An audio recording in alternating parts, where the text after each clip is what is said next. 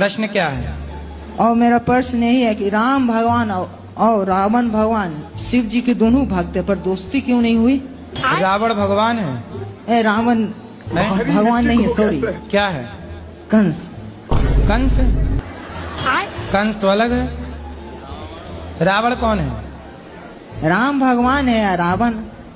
आप ये पूछ रहे हो कि राम भगवान है कि रावण? आप बताओ कौन भगवान है? राम भगवान है। हाँ। रावण दिया नहीं पता है। रावण नहीं पता? नहीं। रावण दुष्ट है, राक्षस है। अच्छा, ठीक है। और क्या ठीक है? रावण जैसा बनना है कि राम जैसा? हमको नहीं पता था प्रभु जी। राम जैसा बनना है कि रावण जैसा?